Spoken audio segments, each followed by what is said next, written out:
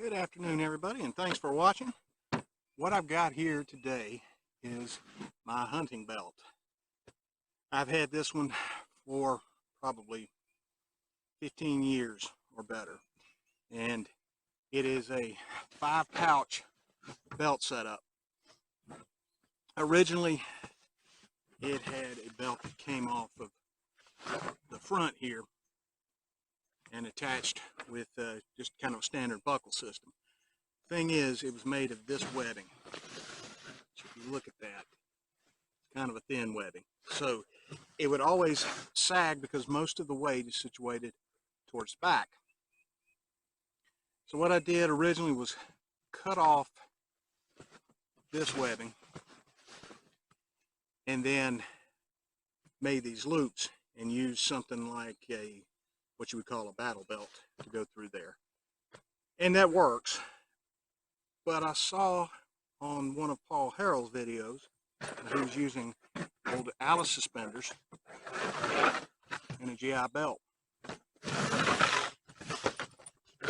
So I had one of these laying around, or a set of the suspenders and the belt, and I just developed that to put a pouch on, or put the pouches on. So just kind of go through these pouches individually. First one here is decent size.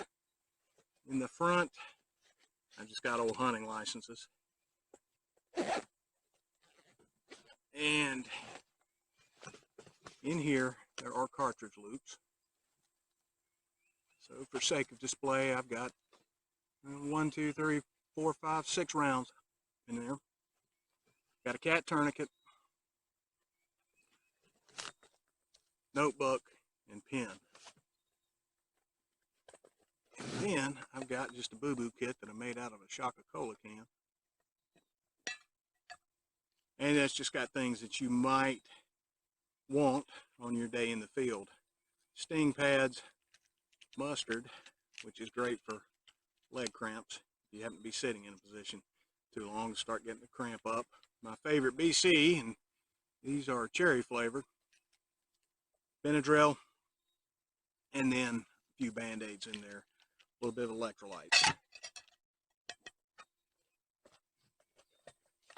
And it's funny, when I first started hunting years ago, when I was a kid, a teenager, we would go into the field without any first aid. This wasn't something we thought about. Kind of amazing. It was just by the grace of God Almighty that we made it back without any additional holes, cuts, or bruises of any degree. The second pouch, I've got just a triangular bandage and a gauze pack.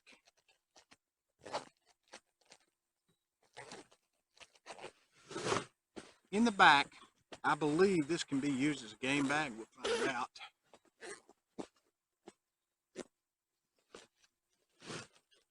What I've got in here is a spare pair of gloves for any type of field dragging or negotiating that you have to do.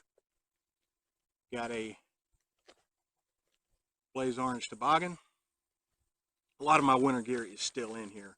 When archery season opens up in a few weeks, I won't be carrying all of this, I can assure you, because it will be notoriously warm until probably November.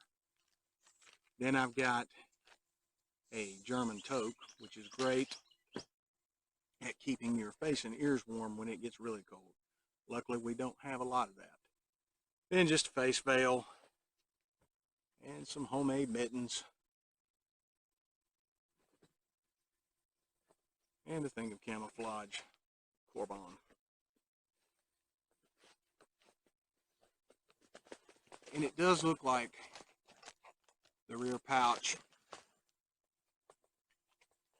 is rubber lined. So if you want to use it as a game bag for birds or small game, it could potentially be used for that.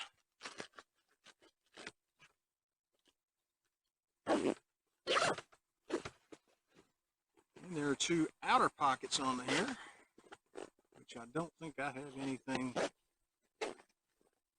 Actually, there's an old turkey call. This has been out to the turkey woods in years past. I haven't been through this bag until recently. And then on the side, there's kind of this small pouch, which I don't know if that was originally designed as a cell phone pouch or not. In the front, I have a really cheap secondary flashlight. I usually carry a bigger size one on me. This is a backup in case of battery failure or if someone else might need it. And then a little multi-tool, which can always come in handy. And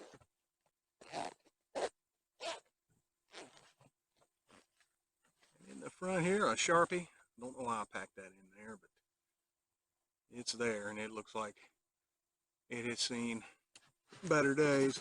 It still writes. And then a little 3-color face camo. And in the bottom,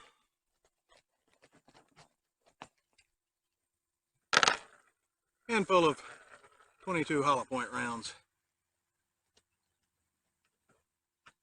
I imagine that is from a previous squirrel or some other small game hunt.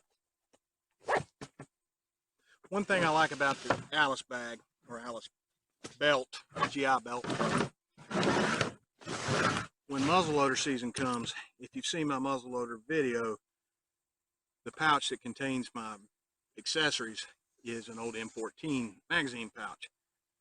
I can slide that on here for the muzzleloader season, carry it, and then once it's done, pop that off. I don't foresee putting any other type of pouches up front. Surprisingly, this thing is very light. And I do like having the harness to take some of the weight off the waistline and hips and carry it on my shoulders. Anyway, thank you for watching. Hope this helps. Feel free to comment with your belt setups. Whatever you can do to try to make it more comfortable in the field, especially if you're in the field for a whole day or a weekend of hunting, it will go a long way.